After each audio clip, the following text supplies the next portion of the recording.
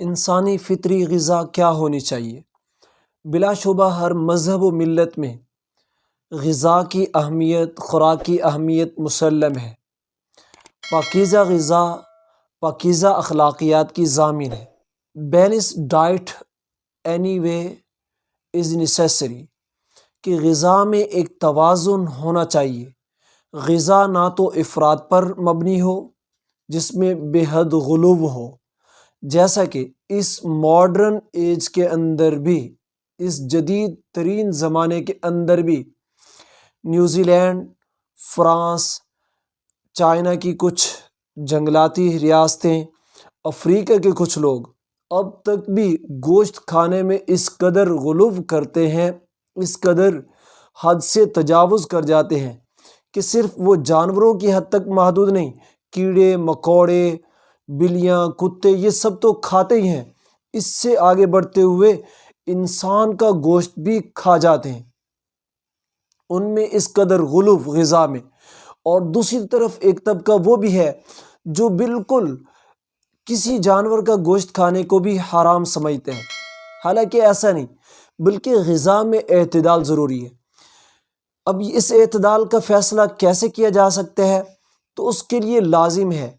کہ اس خالق کائنات نے، جس نے انسان کو بھی پیدا کیا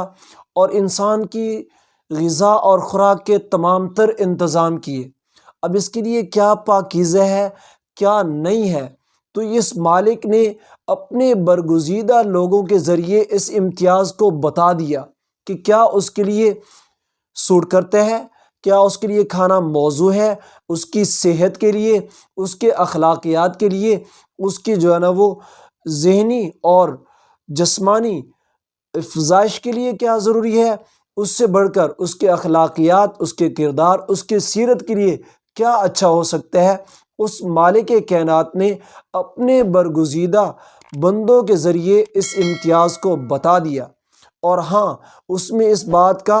التزام کیا گیا ہے کہ پاکیزہ غذائیں، حلال کھانا، طیب کھانا، یہ انسان کے لیے، انسان کے کردار کے لیے یہ بہترین ہے، اور اس سے ہٹ کر جو ناجائز غذائیں ہیں، ناپاک کھانے ہیں، حرام ہے، سود ہے، اس طرح سور کا گوشت ہے، جتنے بھی اللہ رب العزت نے جن چیزوں کو حرام قرار دیے، وہ سب انسانی صرف جسم کے لیے نقصان دہ نہیں، بلکہ اس سے آگے بڑھتے ہوئے اس کے اخلاقیات، اس کے کردار پر بھی برے اثرات رقم کرتے ہیں۔ تو ہمیں چاہیے کہ ہم اپنی غذا کا ضرور خیال کریں، اپنی صحت کے لیے بھی، اپنے اخلاقیات کے لیے بھی، اپنی سیرت اور کردار کے لیے بھی، یہاں تک کہ اپنی نسلوں کے لیے بھی۔